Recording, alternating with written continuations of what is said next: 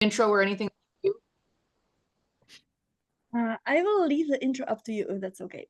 Okay, no, that's absolutely fine. Okay, since this is the first time I presented for this particular organization, I want to make sure I follow the rules, that I'm a good teacher as well as a good learner, because I guarantee you I will learn from each of you too as you ask your questions. So I'm going to go ahead and share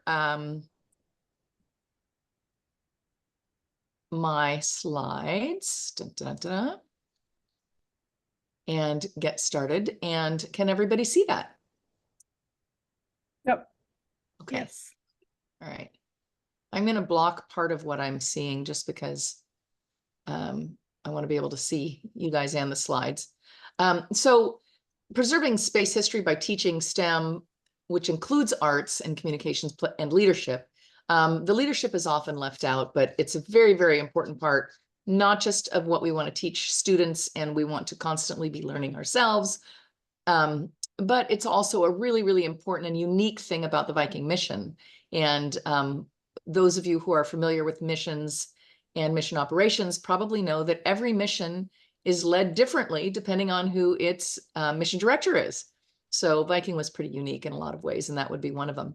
So I run a nonprofit called the Viking Mars Missions Education and Preservation Project. And our mission is stated there on the first slide, and that is to preserve the history of the mission through artifacts, original documents, data from missions, and inspiring current and future leaders and thinkers, and specifically to instill collaboration and equity into missions of tomorrow. Now, when we made our mission many, many years ago, over 20 years ago, this was before the word equity was popular. But one of the things that is really, really important to me is collaboration. So my first question to you guys is, who teaches a class with students that love space? Because you're all coming from different backgrounds. So raise your hand, or virtually, if you will, if you are working with students that are specifically interested in space. Or you can also, you guys can also unmute yourself. I think we're all adults here. I don't mind a little interactivity here and noises. So so all of us have students that are practicing, practicing to be a variety of different things. Some of them think they're going to be one thing and they'll end up being something else altogether too. So, you know, whether they're artists or inventors, writers, technicians, scientists, engineers, politicians, lawyers, whatever. Really, all of that is a part of planning not just missions, but preparing to also be a spacefaring nation, right?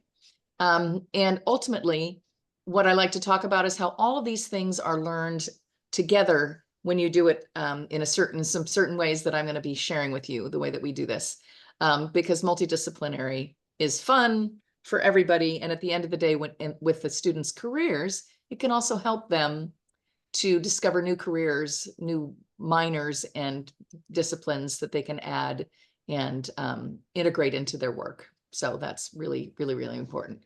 So why does history even matter? It's not just about families, legacies and institutional legacies, but it's about preserving culture. And I'm giving examples of this. As you can see, these are all things that came from around the world. Talking about technology transfer, it's about innovation. When we learn from the past, that helps us to build the bodies of knowledge, and we can innovate more and then inspire. And so that's a picture from SEDS group from a number of years ago. And so history matters for all of these reasons.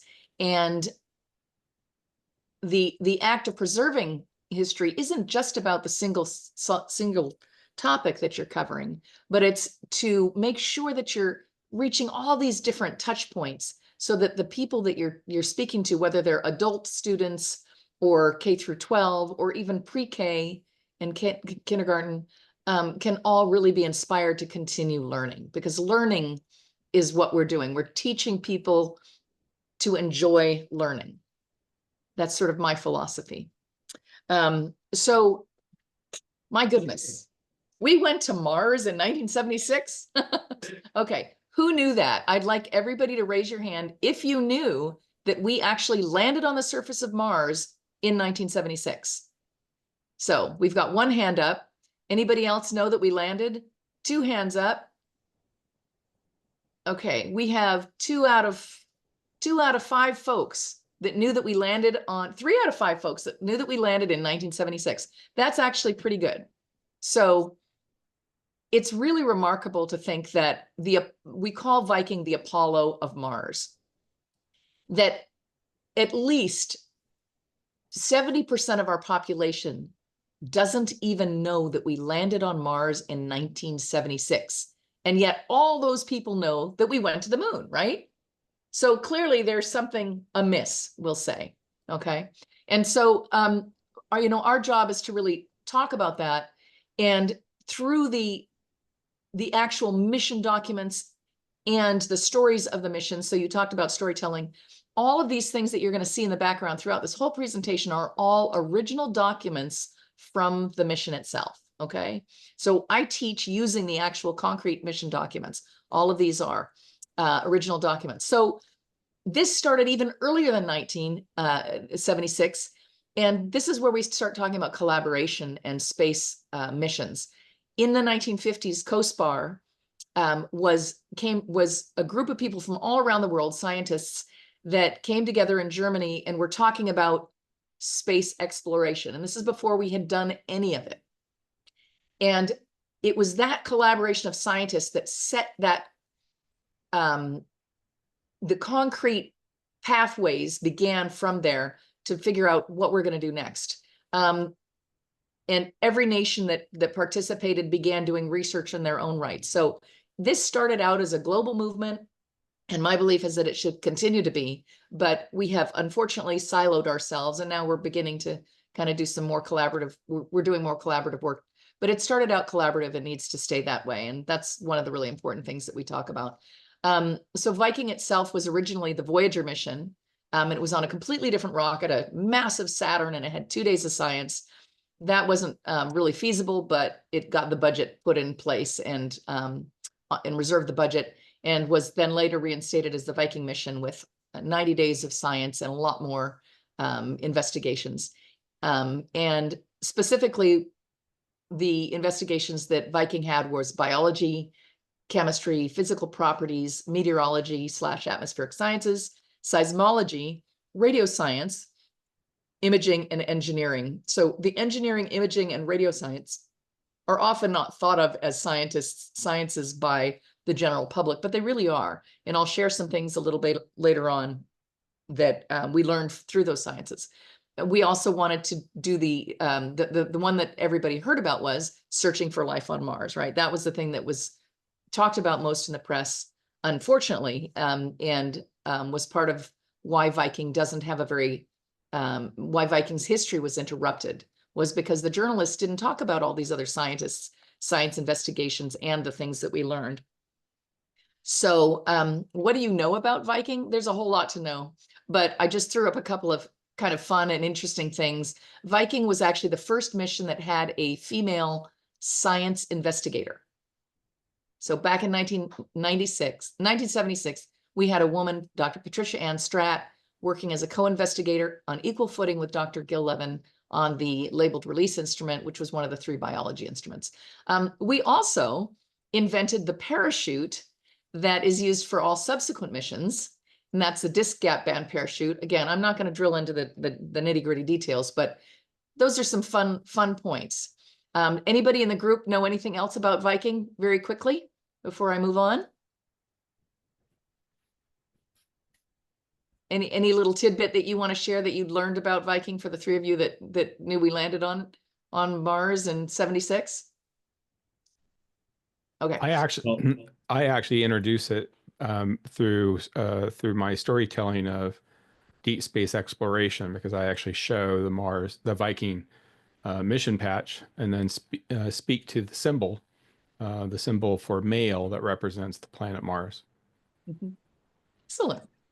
Rachel, I enjoyed talking about this a little bit in my talk earlier. I showed some of your graphics from your organization, and having spoken with Pat Stratt and Gil Levin, I love their story about positive results for life on Mars. And when I first heard about that writing my book, I was amazed that there was positive results for life on Mars. I never heard about that before. That was something I don't think that the general public was really aware of. So I find that to be a very fascinating story about Viking. Well, you set me up, Mark. So just very quickly, and by the way, this is a picture of the disc gap band parachute.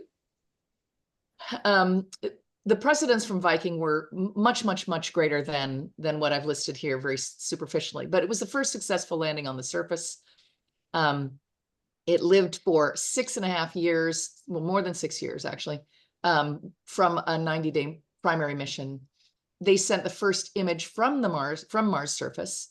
They mapped the entire planet at a usable resolution. Prior to that, Mariner had mapped the surface, but it was so pixelated or low resolution that we couldn't even, when we arrived in orbit around for the Viking mission, we realized that the resolution did not meet the requirements to even land safely in the first 2 spots that we were going to land in originally. So we had to do a re-site certification while the missions were happening in real time and find two new places to land. So that was a very exciting time for many people. 6 out of 6, 2 launch vehicles, 2 orbiters, and 2 landers, all were successful, which was unheard of even after that.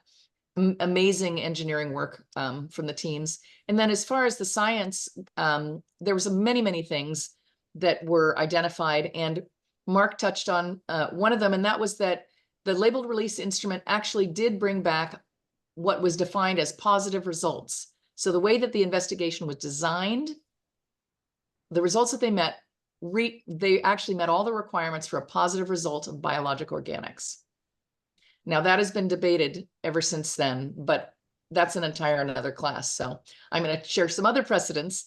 As I mentioned, we had a number of different scientific investigations.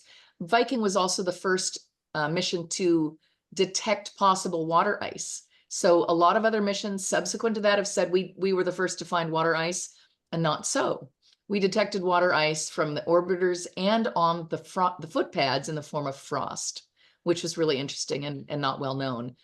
They also identified past water channels, streams, networks, floods, and mud flows. And other missions that later might say they claim to do that would have to argue with Carl Sagan on that, because that was his line of study on the Viking mission. He was also a Viking science team member. We also discovered seasons on Mars, and from the engineering standpoint, we were the very first autonomous descent vehicle, and that technology was used to actually start Blue Origin. So the Viking propulsion engineer was the napkin table person that worked with Bezos to develop the Blue Origin descent engine, and also SpaceX. So that whole concept actually came from Viking. And we are, to this day, the only mission that has actually searched for life, i.e. biologic organics, on another planet. So fun stories. So Viking's influence today is myriad, and very quickly, just through visions, everybody knows that this is one of the first rovers after Pathfinder. Pathfinder was the very first rover that was put on the surface and has given us some amazing science, but this was actually based on Viking. So if you look at this funny little spacecraft here, it looks a lot like Viking, and in fact it is. There were 3 proposals using the 3rd spacecraft that was not sent to Mars to turn it into an actual rover. And you can see these are just part of the documents. As I say, everything I present here are real documents used on the mission and subsequent relative to it. And here you can actually see a variation of that as well. So, a lot of influence. Carl Sagan, who was a Viking scientist at the time, then became the science educator, the space educator in all of our living rooms, right? And through his program, Cosmos. So very far reaching. So for all of you guys, what teaching is really hard, first of all. So I just want to say thank you to all of you, formal and informal educators, because teaching is not an easy thing to do. And you're constantly not only having to translate and interpret and share information, but you're also having to listen to the dialogue incoming of the methodologies for how to teach all of these things. So this is a, in recognition of everything that you guys have to consider, there are all these different ways of teaching, right? And each one of you probably teaches differently. And I'd like to invite any one of you or a few of you to share kind of what you see in this slide as the technologies and methodologies that you use in your teaching, just very quickly, if any one of you would like to share what you use. This is, I can say a little bit. Well, it depends on the makeup of the class and the content in the class. So Yep. believe it or not, beginning programming, I try to make it very hands-on. So they're on their computers a lot, usually half the class time, working on a problem. We're working through it together, and I may leave them with a smaller assignment to work on themselves. So I try to make it very hands-on and always with a goal in mind, a specific project. A lot of my things are game related, but not quite gamified, but I use a lot of gamification principles in what I do. But then the classes for upperclassmen, those who have been around longer, much more project-based and more about check-ins, having them present to the rest of the class how they're doing, what they're doing. So it's much more a presentation based when we're in the class together.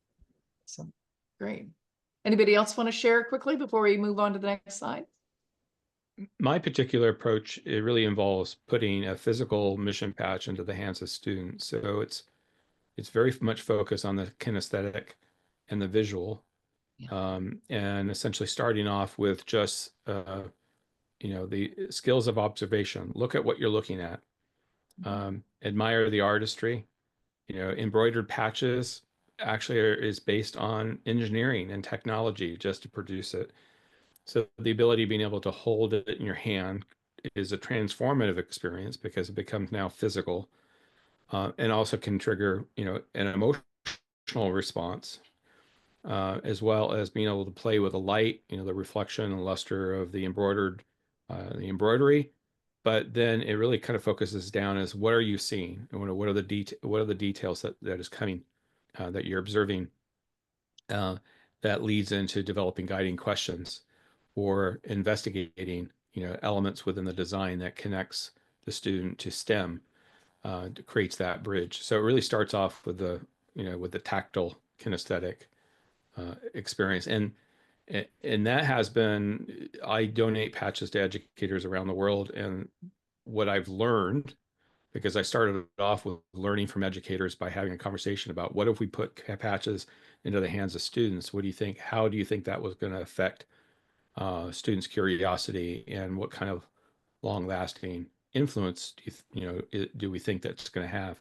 And almost without exception, educators say just the physical nature, being able to touch something physically rather than always looking at a graphic art visually is transformative. Absolutely. Absolutely. And you bring up a great point. And in support of that, Logan, you'll be happy to hear that I don't go anywhere without patches and stickers, and I give them out to kids and adults all around the world. And I've been doing that for over 20 years now for that very reason, because you're right. And not just that, but once it's that kinesthetic experience, but it's also something that then becomes a part of their own world, and they can bring it into their space. They can stick it on a jacket or up on a fridge, or if it's whatever. And that brings it into their realm of living. Yes. And so for all those reasons, the emotions that they get from being a part of the experience is really important to retention, which is a part of learning that often gets forgotten. Yeah. So, so thank you for that. Anyone else before I change slides? Okay. So these are some examples of ways in which things that we create that help us to teach, and they embody all of the things that were on the previous slide that I can't name anymore because they're not in front of me. But we have kinesthetics. So up on the upper right-hand corner is an activity that we have created, and it's our customized, our proprietary way of teaching, which is a felt table that we developed where we create the the interface to the missions and how they work and to the universe itself. And the kids actually write their own stories. So a couple of people have mentioned stories. The kids can write their own stories using these things. They can learn about the parts of rockets. They can learn about the stars and the moons and the universe. And through at the very youngest ages, and they're empowered. So they're kinesthetic, they're visual, they're storytelling, they're emotional, they're all these things. And we have an example of my lovely little Earth, my rendition of Earth down in the bottom right hand, a close up of that. And then for teachers and students, we also develop posters that are all made of actual documents and images from the mission with just very, very small details that are easily understood by first grade on. Like, we've had a lot of kids that will come and stare at these posters that are really too young to even read what they say, but they're interested, right? They get drawn into them. And then you can talk about them and you can say, this is Mars and this is an orbiter, and we can talk about what an orbit means. And then the way that things were documented back during the mission is also really, really important. So talking about how we saved the mission, why we know this today is because we actually saved the papers that were done then. Now, when we talk about digitally curating things and getting rid of originals, that's really dangerous, because if you lose those originals, we already know today that we can lose any one of those digital files through, whether it's a power outage, a flood, whatever. There's all those things can happen. And so we have these learning tools for teachers and that we provide around the world. And then on the upper left-hand corner, this is one of our youth that I work with youth and mentor them. And I teach them the skills that they need to learn to become good speakers and presenters and teachers and participants in their own lives and careers. So this was from the very first online youth-led career expo for aerospace. And this is one of our students who I taught to be a moderator and a handler of famous people that are interviewed. And then we have up here our panelists. And I can't see who we've got up here because I made it too small. But I know that one of them is, oh yeah, so Carol Stoker and Penny Boston are two of the top astrobiologists in the world, and they actually were born out of the Viking era and the Viking mission. And so they were two out of, I think we had like 25 speakers and 4 different panels. So actually leading and creating these interactive experiences where these students were presenting to other students, even in high school, about all these different careers. So they were moderating panels. And each one of these panels had a number of experts on it. And then the one-on-one interface with the actual people that worked on the mission. So we create interactive opportunities for kids to come up and talk to these folks. And then they have these backgrounds that we create for them to talk about the part of the mission that they were involved with. And all of these are different ways, as you can see, of interacting with with not just the materials, but the individuals and the lessons that they learned. Some of it is engineering, some of it's science. It's a variety of different things. Here's some more examples of the things that we've done. We have kids design, we talk about engineering, and we have kids very young designing their own rocket ships. We started using the architecture sets of Legos because they're all white. And one of the things we learned early on is that a lot of kids who are hyperstimulated have difficulty working with the Legos that have multicolors. It's just too much stimulation. So we use the all white architecture ones because it helps to streamline the concepts of building instead of distracting them with the concepts of colors, if that makes any sense. Again, these are things we've learned over time. This particular example here, the two, oops, sorry, my bad.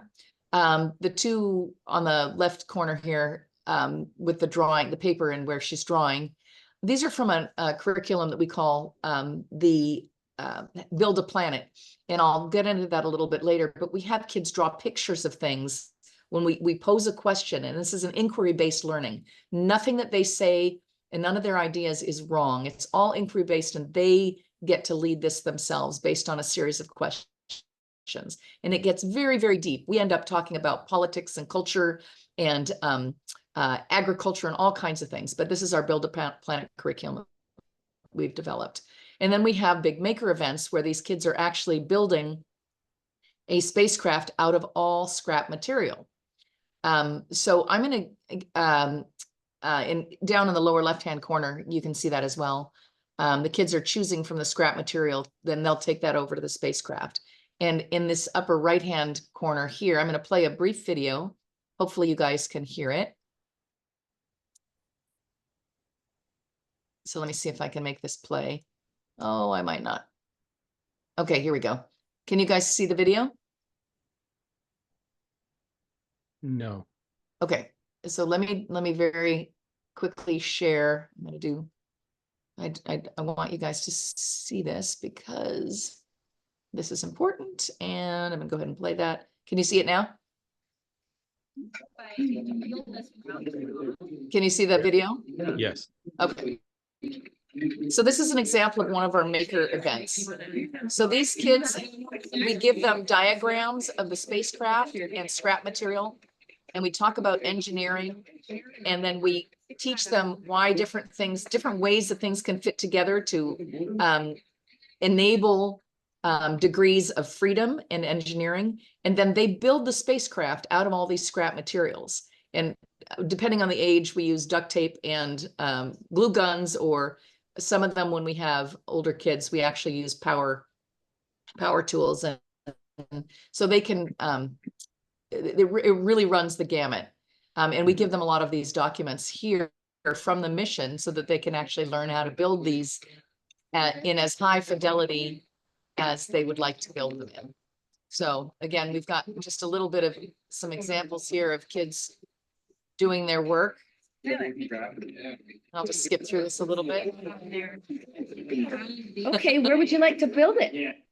So that's okay. Hang on a second while I pause that, and we'll go back to the presentation.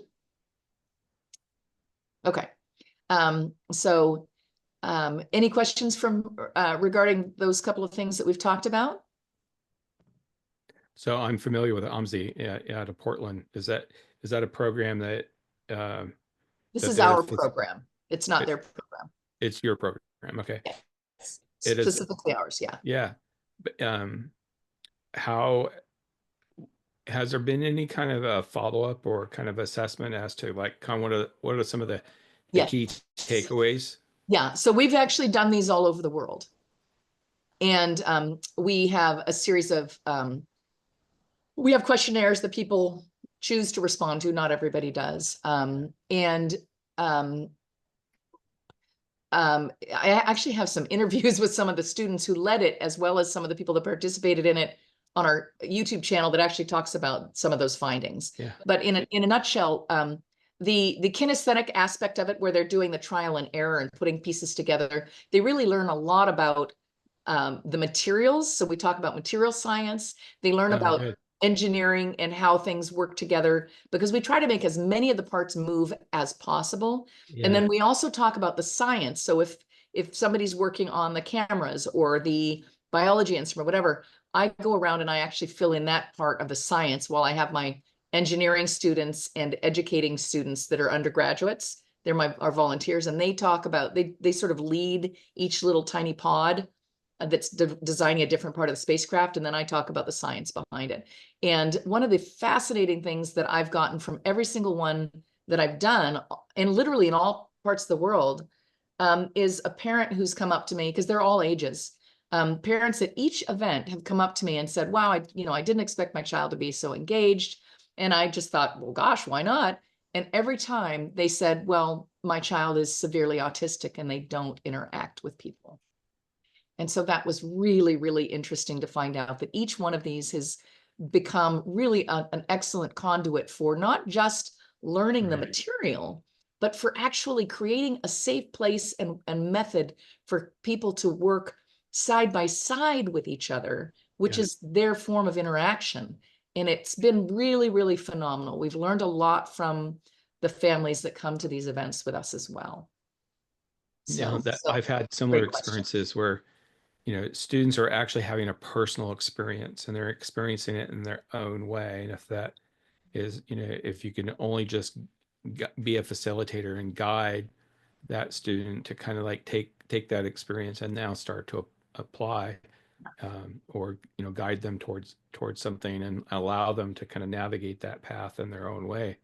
Yep, and they're all going to get something very different out of it as well. Yeah, exactly. Yeah, no, that's great. And down here in the bottom right is a team of young students from the Middle America, and they were part of the National History Day conference and competition. And what we did was we facilitated them interviewing different Vikings, and they made their own documentary video. So I'm going to just very briefly, I'm going to again do what I did before so you can experience what they created, because what the kids do is terrific. Let's see here. So, all right. Viking 1 and 2. So this is a documentary film made by the students based on all of the content. So I provided them with videos, with still images, and then I set up interviews. Viking 1 and 2 were the most important unmanned space missions of all time. They were the first spacecrafts to successfully maintain connection on Mars, take pictures, and send them back to Earth to be exchanged with the world. They obtained samples of the Martian soil, which was tested for life. Due to the exchanging of ideas and information, I'm going to skip forward a little bit just so that you can kind of... in Viking 2 on September 9, 1976. The Vikings completed the 24-month, 34 million USSR to successfully land on Mars. This is from one of the Viking interviews that I set up expeditions for are them. considered to be in the finishing. We have the ability to go, and not just where we should land, but what kind of things we should be looking in connection on Mars and complete their mission. They took pictures on and above in a Mars day. So Project. This Oh, online museum, Martian landing. okay. This So Martian. again, I don't want to. I do tend to digress a little bit there. But that's an example of one of the things that we help these students to create. And again, it's really important that we empower students, and so we give students the work that we do in preserving history and keeping all these documents and digitizing them and teaching students gives them the tools for them to turn around and create something new. And so as soon as a student can create something themselves, then that's really going to stick with them. And I think that's something probably we all understand and can take away from our own learning. So again, those are some examples. And here's a list of just some of the things that we do. So we have the Mars Maker events, which you saw a brief video of that. And these are the things that we actually teach and document in our teaching: engineering, science, technical drawing. So we actually take them through the drawings of why different things matter. Material science, we talk about the history. They get an experience in teamwork and leadership by actually participating in these physical activities. And very important, the problem solving and critical thinking that is often not taught in K through 12, or not, it's not easy to teach, I should say. We do those through our activities that are very specifically designed. And then we also talk about real specific things like instrument design. In the Build a Planet, we cover a lot of really nuanced concepts like sociology and workforce design, engineering and manufacturing, the multidisciplinary sciences. So how is it that a search for biologic organics, or life, as it's usually inappropriately called, can actually be impacted by chemistry, by meteorology, by so many other sciences, right? So we talk about that. We talk about agriculture and food science, governance and law, health, well-being, so on and so forth. So a lot of things we cover there. And then exploring space, that's the experience that you saw, where everything is spread out on the table and the kids can interact with these felt tools that we create for them that represent different aspects of missions and the universe and the planets and stars, et cetera. We teach science, communication, and journalism from kind of high school through PhD. Actually, I just had an astrobiologist come who was writing papers, and I'm encouraging them to write and publish papers. Again, you saw the National History Day. We do Lego robotics. Actually, I should point this out. In the middle left corner here, this is 1979. This is the very first Lego robotics program in the world. And that was my father and I that did that at my school back in 1979. So we actually started that many, many, many, many years ago. And that's my dad and my teacher from back in the day. So FLL is a great program, but we do different types of things with Legos and robotics, but not, I just want to clarify that we don't do FLL. We actually do go to FLL teams and act and speak as experts on different aspects, but we don't have our own FLL club. And then we do a lot of custom workshops on a variety of other topics, such as computing for Mars. So a few of you guys will appreciate that. Leadership, searching for quote unquote life, the people behind the mission, which is super important. Every child that is thinking about becoming something in space has kind of vision, but so often the kids that we work with are told that they can't do something if they're not an engineer or scientist. So I go into a classroom and I'll say, who likes space? And everybody raises their hand. And then I say, who's going to be involved in aerospace, who as a career? And most of them drop their hands kind of in a dejected manner. And so I'm like, okay, well, so what are you going to do? And I say that to the two kids that are holding their hands up. Well, I'm going to be an engineer because I'm really good at math. And I'm going to be a scientist because I like to experiment and I'm good at taking notes. And so then I ask them, does anybody like to build? Who likes to draw? Who likes to write? Who likes to tell everybody what to do? And by the end of these questions that I get to them, everybody's hands are back up there because every single one of those things is absolutely critical to aerospace, successful aerospace missions. We can't do it without all of them. We also cover a topic that to some may feel sensitive, but we talk about neurodiversity. We talk about the fact that everybody's mind is different. So each individual's mind is different from the person that we're sitting next to and the different person in the room. And we have unfortunately demonized some different ways of thinking through labels and terms such as autism, ADHD, OCD, all of these things. We pull these kids out and we label them and they often end up feeling as though they don't have a place or that they don't deserve a place. And that's a very unfortunate part of our educational system right now. But the fact is that my father was autistic, for example, and he was absolutely brilliant. Could he write a paper? No. But could he dictate a paper to a graduate student that could then write it for him? Absolutely. So teaching kids how to use the incredible minds that they have in a manner that works for their specific and unique and beautiful mind is really, really important. And so when I go into classrooms, we actually talk about that. And I'm like, okay, we're designing our guidance and control system. So I need some kids that are OCD because they're the ones that are going to make sure we get the math right. Okay, now we're going to be designing a new form factor to go and land on a planet that we don't know anything about. So I need some of my autistic and ADHD folks to give me some ideas and that, you know, that nobody's thought of and that won't say no the first time an adult says to you, oh, I don't think that's possible. They're going to push back. We need those kids, right? So those are all things that we do through our work. And this is just a subset of some of the educational things that we do.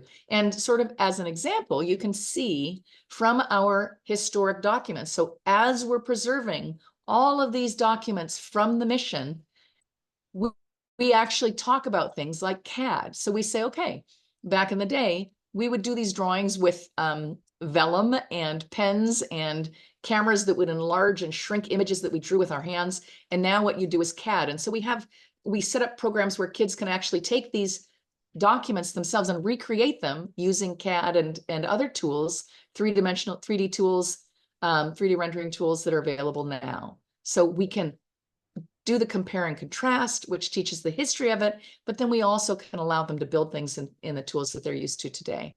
And then we talk about the art of it, because these are artists that are doing these things, right? We talk about system design.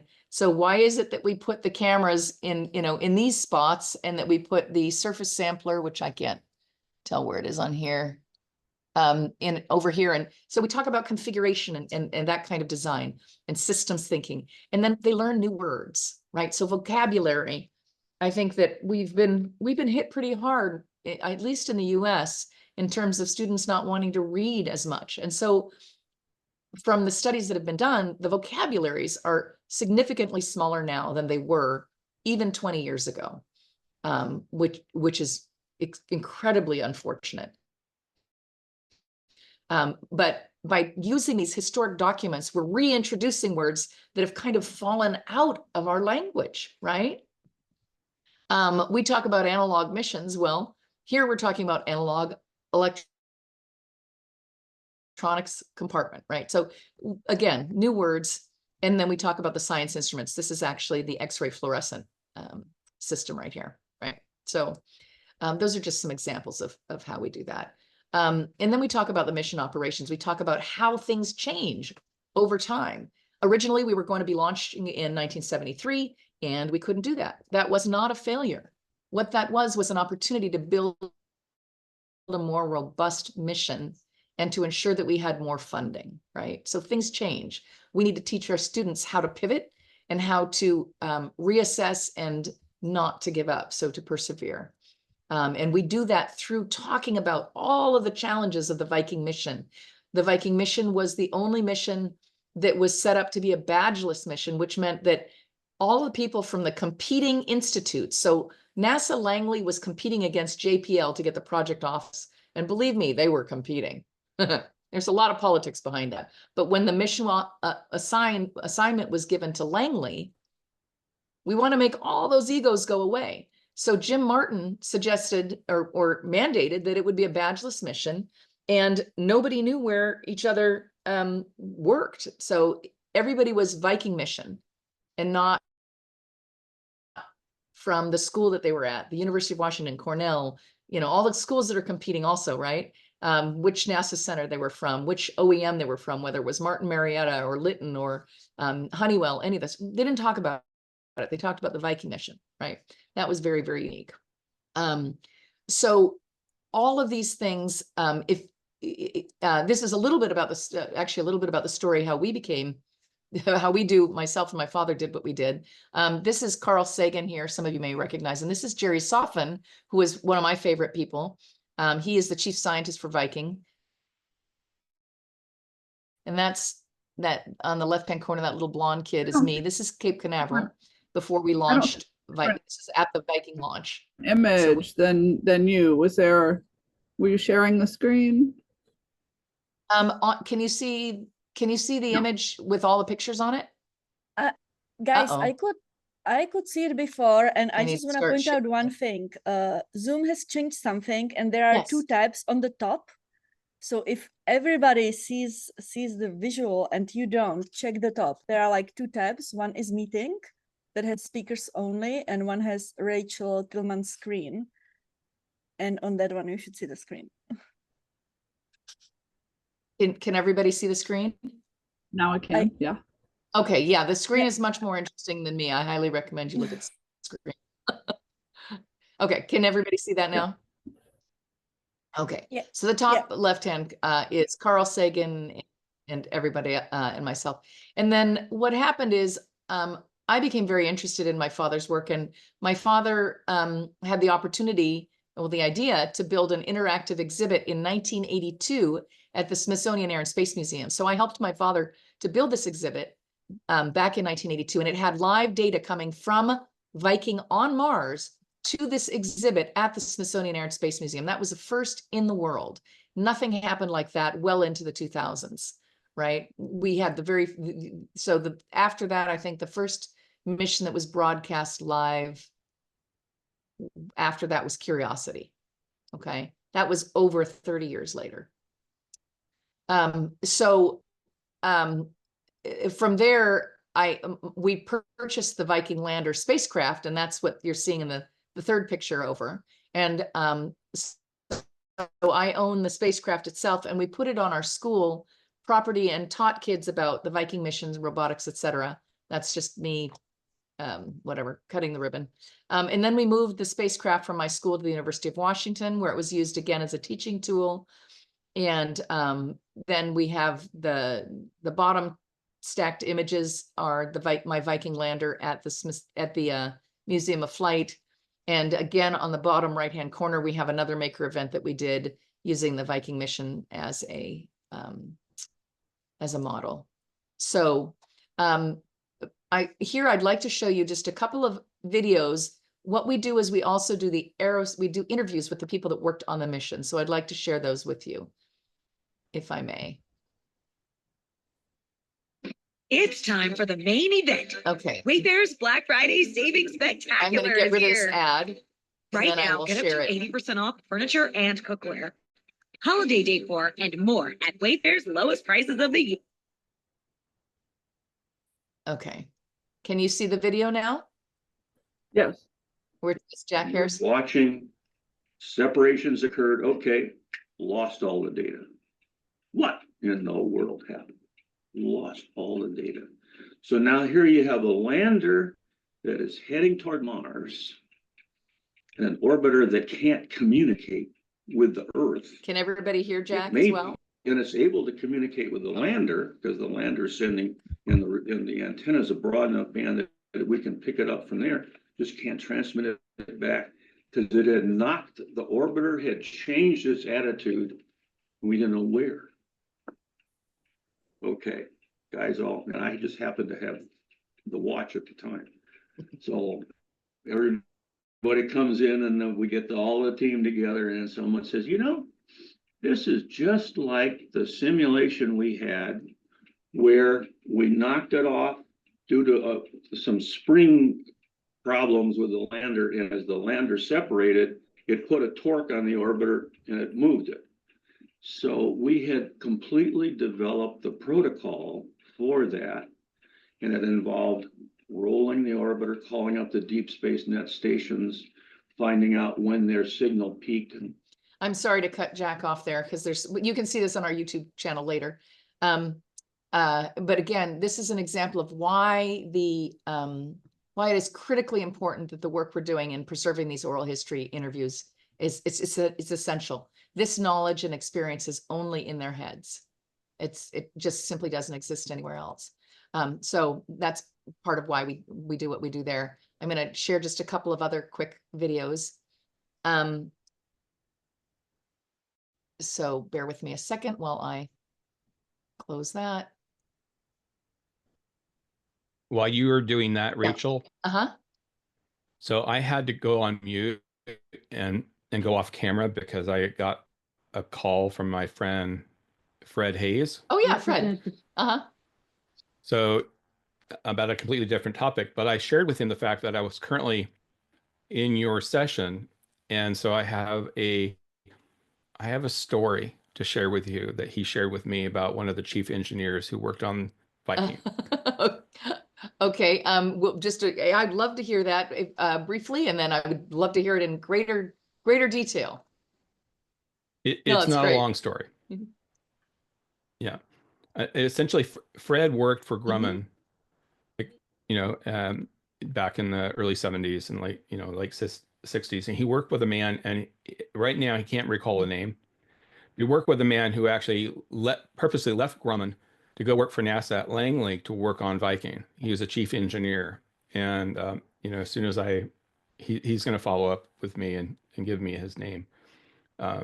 But I thought it was interesting. It's like he was actually quite familiar with the program, vis-a-vis through this contact at Grumman. Yeah, Northrop Grumman was actually a big part of the mission. They actually were competing to be the primary contractor, but they didn't get the contract. Martin Marietta did instead. And that's one of the reasons why he left. He left Grumman to go and work for NASA at Langley specifically to work on the Viking project, which was I probably know who it is. So when you find out his name, or I'll have it, Fred can send it to me direct, but that'd be great to learn about. So I'm going to share this video from Dr. Patricia Ann Stratt really quickly. Can you see that? Yeah. Can you see her hands and everything? Okay. 4 modules on the biology instrument. This is the gas exchange module, the labeled release module, and the pyrolytic release module. And this would have been the common services module. The circles in each square represent the test cells for each experiment. The labeled release experiment had 4 test cells, and each one could be rotated underneath the soil processor. So each of the test cells is numbered. Again, I have to cut Pat off, but you can see this is one of the examples we use that talks about how you design instruments. And here she is. This is something Pat developed so that she could tell the engineers actually at TRW at the time, which then was later Northrop Grumman, et cetera, as we all have consumed each other, how to develop the physical instrument. She did this with a paper design that she created, right? So pretty unique methodologies. But again, that's one of the reasons why it's really important that we do these oral histories and that we preserve that history as well. So there's a number of other interviews here. They're all up on our YouTube channel, and you can take a look at them, but I won't take you through more of them because we don't have time to do that. But again, all of these documents we are preserving digitally for future generations, and we use them to teach these all of these disciplines. So I'm going to skip through a few things really quickly. We talk about the historic contracts, that the people and institute side of things, and leadership, mission operations, primary contractor. We talk about the fact that Viking was the first mission that actually employed students to work on an actual mission. So all of these are students that came from these different universities. And we talk about this is another one of the pieces that we talk about leadership in, is that each one of these students was a leader in their own right and then became something more. And many of them, like Andy Chaikin, you can see on the right-hand side, he actually became a space author. So he's a space historian and author. And numerous people in here have become scientists in a variety of different aspects of aerospace. So again, with my work, it all began with my father. This is my father, James Tillman, and he was a student when he worked on it as well. So again, this is really important to talk to students about how students themselves can actually work on missions real time, right? So I inspire students to understand that they can participate even at a very young age, and more now than ever. There are loads and loads of competitions that kids can participate in. And then the activities that we do as a nonprofit can help them to become involved in folks that are in industry, again, at a very, very young age. So I've got some resources that I can share with you guys offline, including this is actually online right now, and it has been since the 80s when my father created it.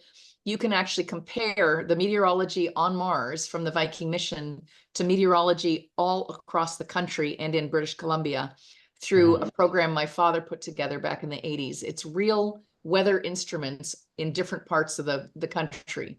And you can actually get the same kits, and we're helping students and other schools to get the same kits so that they can add their material to this as well. And learn about weather patterns on Mars and whatever geography that they happen to be from. So again, that's just a really small nutshell, and I'm sorry I was talking really fast, but I wanted to get through some materials so that I could leave you guys some time to actually ask questions and to learn a little bit more about what you folks are interested in, and answer any questions that you have. So I'd like to open it up.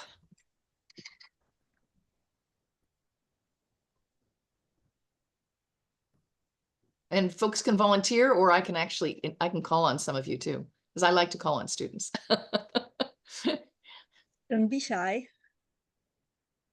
Yeah. So something I am. Yeah. Oh, go ahead. No, go ahead. And Mark keeps saying that there is less than 5 minutes left in a session. So technically we have 3 minutes, but also there's a 15-minute break. So if we need to get into break, I think that may be okay. Okay. Yeah. So folks are welcome to stick around. And if you want me to go back to any of the slides to talk about some of the things that I covered really quickly, please. I apologize if you've already covered on this, but starting from your source material, such as the documentation and any kind of models, the oral histories, do you have some happy path stories of how you could take, something from a source document, something from an oral history, a planned kind of exercise? Have you considered, or have you already done kind of like a lesson plan to build That's what we on this do. material? Yeah. Okay. We okay. develop the curriculum ourselves, and then we take it to other people. So absolutely. Yeah. So for example, the Build a Planet project is similar to that. And so is the Maker event. But my point was that we actually, the curriculum that we develop, a lot of it is very hands-on. Yeah. Nice. So yeah. Yeah. Great question.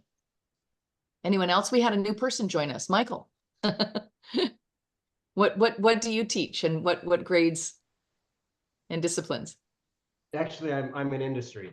So I actually work for Intel, and I lead our education division within our PC business unit. And I'm actually working on a doctoral study to give me some more credentials in education.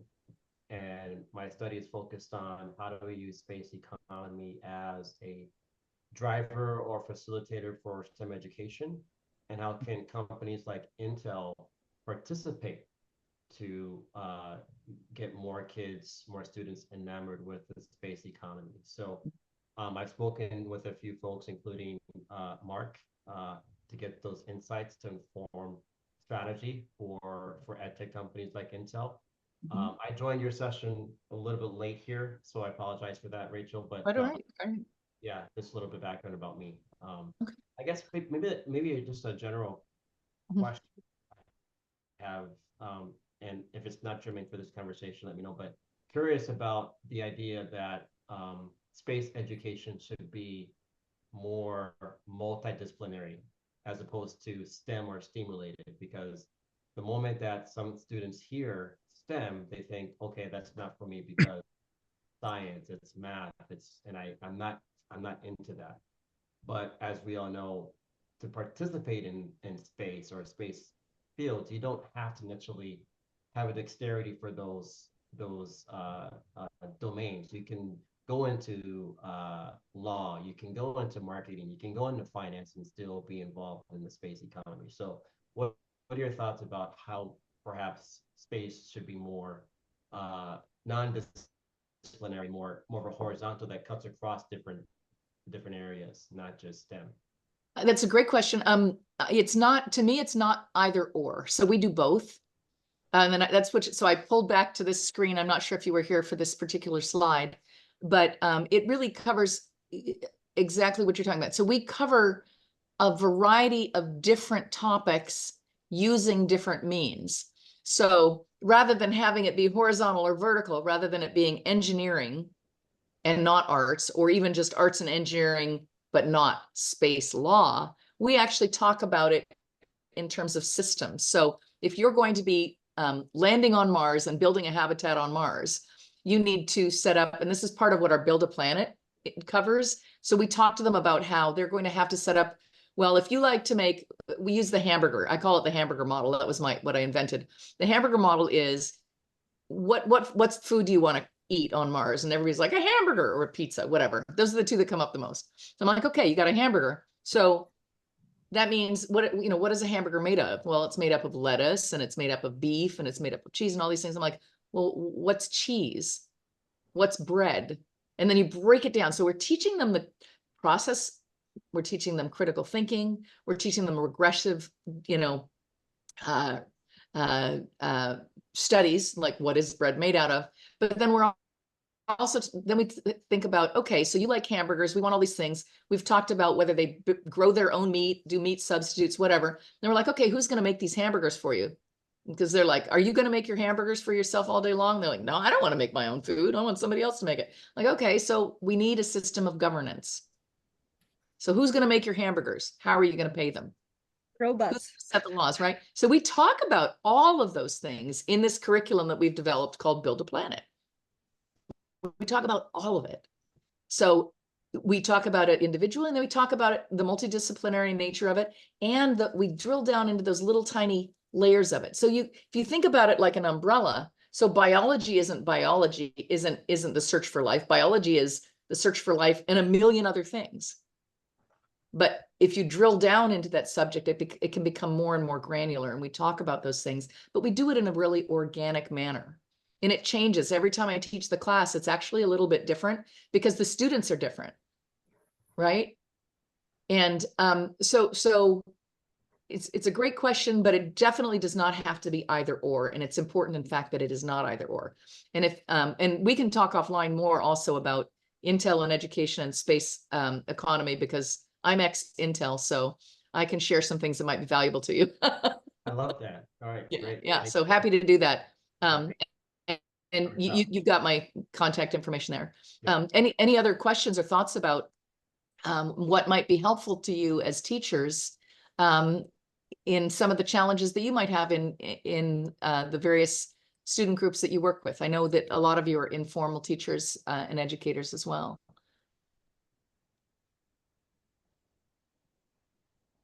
I think one of the areas that's still new to me is to be more inclusive of special education. So some of the materials that I am producing, I'm actually, recording descriptions that could be played and listened to by certain student audiences in order to make what I'm providing more accessible to more students. I will just, one of the things that popped in my head, Michael, when you were talking about, there's a sort of implied, kind of exclusiveness around STEM and STEAM. I recalled something that, and I wish I could remember who mentioned this, but it was how it was described to me was that if you look at just general education, one of the areas, the core competencies of trying to overcome the problems and the challenges of human spaceflight and space exploration, and then later human habitation, for which there's been a continuous existence of human beings in low Earth orbit since the year 2000, has been really kind of focused around the science, the technology, and the engineering, the mathematics. But then there's all the life sciences that go along with that. And then even with like the International Space Station, there are all manner of different types of disciplines. There's agencies, there's governance, there's everything that kind of defines us as human beings and how to organize ourselves and to manage societies I would think it was defined to me as like in a microcosm, the International Space Station kind of represents all of that. Now, it isn't necessarily being executed by people like practicing law or governance may not be executed by people in space right now, but it's being executed on Earth. And so, once we get to the place where like we've overcome some of the problems to solve for creating, habitation on another planetary body, those skill sets and those disciplines are going to transfer. And just because, in my personal opinion, is just because it happens to be off planet, it poses some new challenges, but maybe not necessarily not directly influencing the disciplines such as the ones that you mentioned. Yeah, all of those areas are essential both on and off planet. ISS definitely does cover a lot of those things. The other channel that exists for that right now that I'm actually supporting extensively are the analog astronaut communities. And so right now I'm working with the world's biggest analog and Jazz and her team and to really up-level the visibility of the analog communities around the world and bringing them together and setting standards that are higher for them so that we can actually create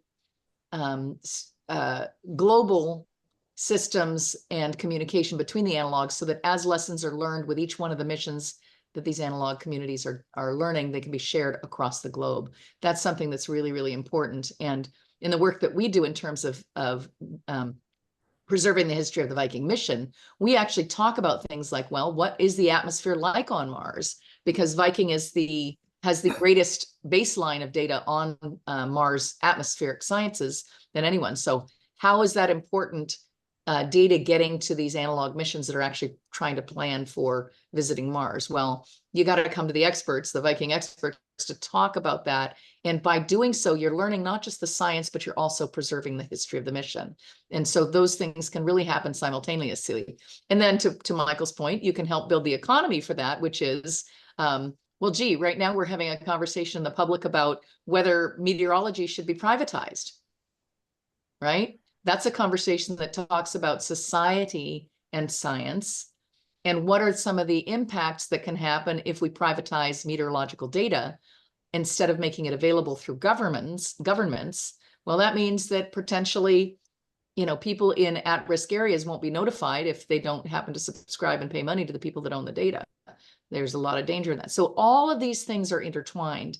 And the way that we teach in our organization is through this interrelated kind of methodology. And that's something that this is why I really wanted to be here today, is to really talk about that how to create systems of education so that things are moving forward simultaneously. You need the artists and the writers to communicate visually and through writing all of these things that we're talking about, whether it's the social sciences of equity and data, or engineering and instrument design, all of that. So it's a methodology of teaching that is very interdisciplinary and covers all those things. So great points and questions.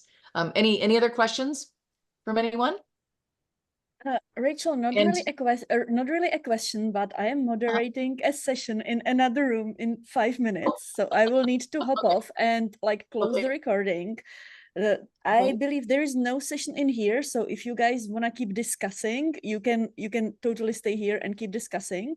I will just need to like save the recording. Is there any maybe last couple sentences you want to say before I stop the recording? I'm going to put my my email in here really quickly, or actually everybody can get it from the link, never mind. So I think that, you know, one of my points is really this interdisciplinary and, you know, multimodal, if you will, methodology of teaching that really isn't being done much. So I'd like to really encourage people, for students of all ages, to consider that. And then to look to myself, you know, and other organizations that are preserving a historic mission, to see if you can actually, I don't think there is another organization that's doing what we're doing, where they're actually teaching specific disciplines through the lens of a mission. But I'd like to encourage you to think about how you can actually preserve history by using the topic of a historic mission to be a lens to teach through. So you can either come to us to do that, or you can integrate Viking into one of your lessons if you're making up your own lesson plans. So yeah, I know that each of you has a different audience, and hopefully some of this was relevant and useful to you guys. And do feel free to contact me afterwards, and I'll stay